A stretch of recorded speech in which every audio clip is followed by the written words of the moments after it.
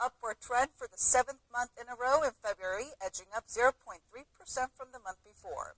Preliminary data released by the Bank of Korea Monday shows its related index topped 102.62 last month, logging its highest point in over 2 years.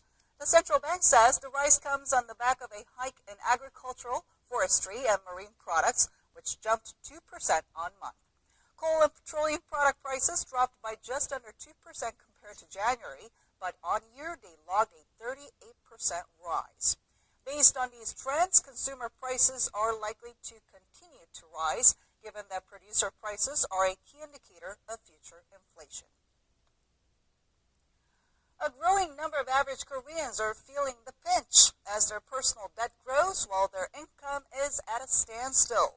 Statistics Korea says the average nominal monthly income of Korean households last year only edged up 0.6% from the previous year to around $3,900. Now that's the lowest yearly growth tallied since related data was first compiled in 2003. But the level of household debt has been growing at a fast rate, approaching $1.2 trillion as of the end of last year. As of the third quarter, the household debt to GDP ratio surpassed 90%, up 4.6 percentage points in just a year.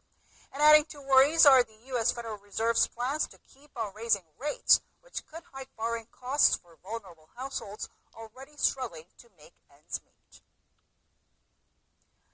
Despite the very public challenges Samsung Group has been dealing with in the past few months, the share value of its companies have only been rising.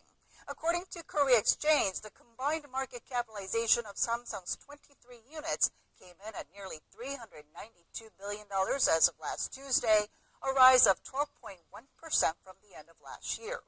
The value of Samsung Group stocks accounted for 28% of the Kospi and Kosdaq combined, up from 26% from last year. The gains were driven by Samsung Electronics, and analysts say investors have been optimistic on the stock based on expectations for strong demand for semiconductors, for the new Galaxy S8 smartphone, and for an improved corporate governance structure. The Korean market has had some time to catch its breath after a sharp rally last week. Both the Kospi and the Kosdaq opened the week with a slight downtick. And we're now joined by our markets contributor, Choi Jin-suk, to talk about overall stock market performance and upcoming market events. Hello, Jin-suk. Great to be here. All right, so how did the Korean stock market close on the first day of the week? Both the Kospi and the Kosdaq fell slightly on the first session of the week. The Kospi fell by 0.35% to close at 2157, while the Kosdaq followed with a 0.68% downtick to close at 609.11. The biggest factor on the Kospi was a retreat of foreign investors. Foreigners unloaded shares on the market for the first time in 11 sessions.